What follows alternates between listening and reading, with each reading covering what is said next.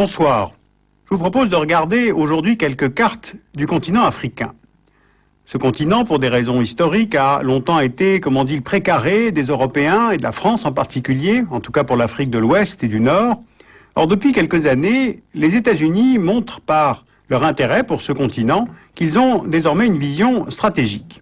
Alors essayons de faire la synthèse.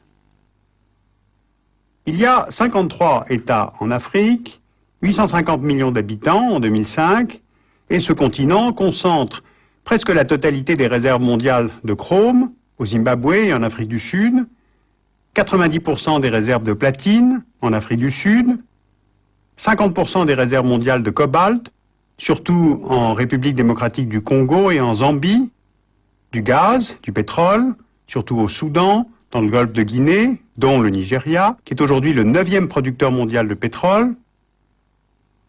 On trouve aussi d'importantes réserves en or, diamants, manganèse, du cuivre, du fer, de l'uranium, du charbon. Donc, ce continent est riche, et donc il est logique qu'il intéresse les Américains.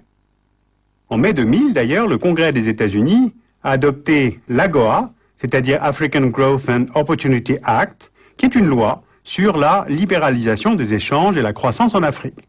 37 États d'Afrique subsaharienne peuvent avoir un accès facilité au marché américain pour certains produits, notamment le textile. Et pour les États-Unis, ce programme s'intègre dans un projet de conquête de marché qui était jusque-là plutôt réservé aux Européens. Bien, mais parmi toutes ces ressources qu'on vient de mentionner, c'est avant tout le pétrole et le gaz qui intéressent les compagnies américaines. Qu'on en juge. En Angola, c'est la compagnie Chevron qui contrôle 75% de la production, les puits étant surtout localisés dans l'enclave de Cabinda. Depuis 2003, plusieurs compagnies américaines explorent les eaux du golfe de Guinée, sous souveraineté du Nigeria, de la Guinée équatoriale, des îles de Sao Tomé et Principe. 14% du pétrole consommé aux États-Unis en 2005 provient du continent africain et on devrait atteindre les 20% dans la décennie 2010. On note aussi qu'un oléoduc a été ouvert en 2004 entre le Tchad et le Cameroun, entre Doba et Kribi, et il est géré par un consortium dirigé par ExxonMobil et Chevron. Un autre, entre le Tchad et le Soudan, est actuellement à l'étude. Alors avant toute autre matière première, les investissements américains en Afrique se concentrent sur le secteur pétrolier et sur certains États. 40% des investissements directs étrangers américains en 2002 étaient dirigés vers seulement l'Afrique du Sud, l'Angola et le Nigeria. Alors tous ces choix répondent à des objectifs stratégiques. Et pour comprendre, changeons d'échelle. D'abord la diversification. Depuis le choc pétrolier de 1973, la part des importations américaines en pétrole du Moyen-Orient est passée de 25% à 15%. Ensuite la proximité. Le golfe de Guinée est en face de la côte est américaine, de l'autre côté de l'Atlantique, et cette relative proximité est vue comme un atout. Ça réduit les risques de rupture d'approvisionnement, et comme les variations des prix du pétrole sont liées à un marché et non pas à une région, alors autant acheter au plus proche et au plus sûr. Car il y a aussi les questions de sécurité. Les attentats du 11 septembre n'ont pas mis fin à l'alliance stratégique entre gendarmes pétroliers saoudiens et gendarmes militaires américains. Mais il y a désormais suspicion mutuelle. Donc, vu de Washington, le continent africain peut prendre une certaine valeur par sa richesse et par sa localisation. Une carte, vous voyez, montre bien les routes maritimes utilisées pour le transport de pétrole et des matières premières, et elles sont toutes circum-africaines. On peut repérer les points de passage et les détroits de Gibraltar, Suez, Bab el-Mandeb, Canal de Mozambique, Cap de Bonne-Espérance. Donc, il faut assurer la sécurité des approvisionnements énergétiques.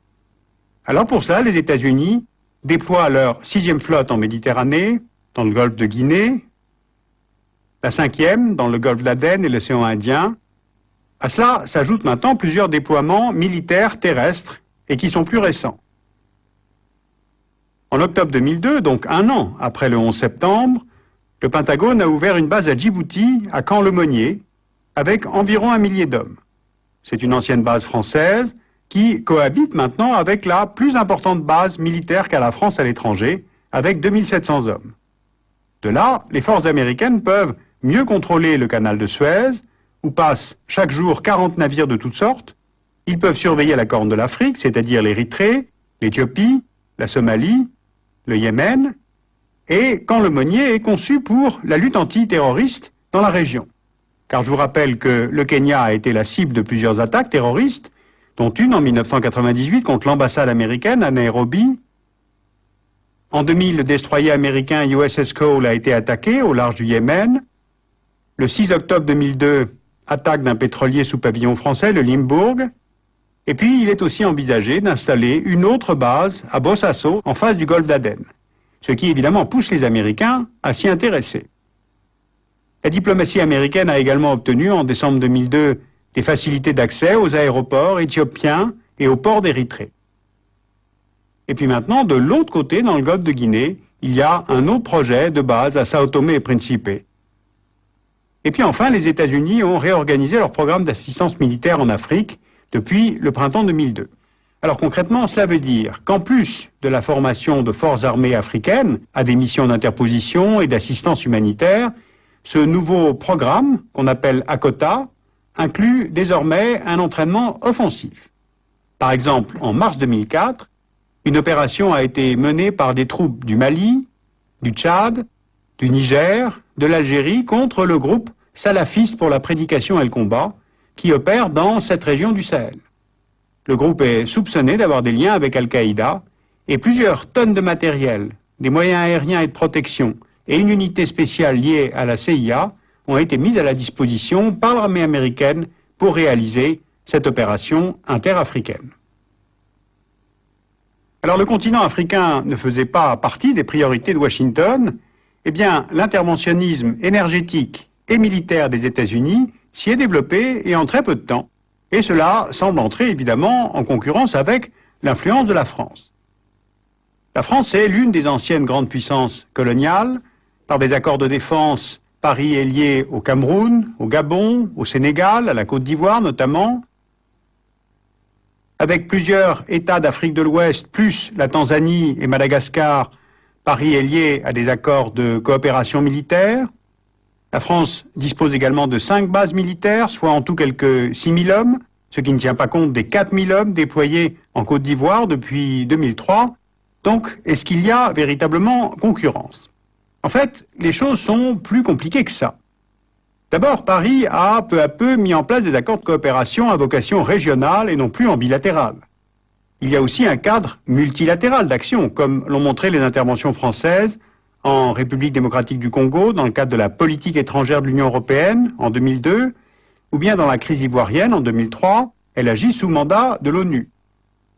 Et s'il y a rivalité, elle ne porte pas tant sur qui assure la stabilité de certains États africains, mais sur ce que l'on peut faire de cette stabilité, c'est-à-dire les réseaux commerciaux, les investissements, l'accès aux ressources, et bien sûr l'outil essentiel de la langue, c'est-à-dire la francophonie dans le cas de l'Afrique de l'Ouest.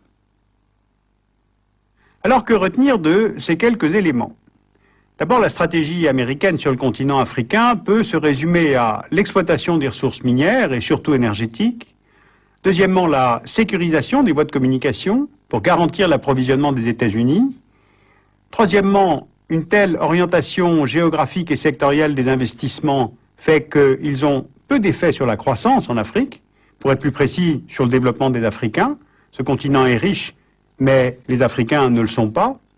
Et puis, il y a une piste de réflexion qu'il faudra creuser, c'est qu'il ne faut pas négliger l'influence grandissante des mouvements protestants américains évangélistes auprès des chrétiens d'Afrique. Alors, pour conclure, sachez que s'opère une réflexion sur les causes de l'échec des Américains en Somalie en 1992, et une autre qui est conduite des deux côtés de l'Atlantique sur cet échec majeur de la France, de l'Europe, des États-Unis et des Nations Unies de n'avoir pas su empêcher le génocide au Rwanda et sur ce qu'il conviendrait de faire si une autre crise de cette extrême gravité se profilait à nouveau.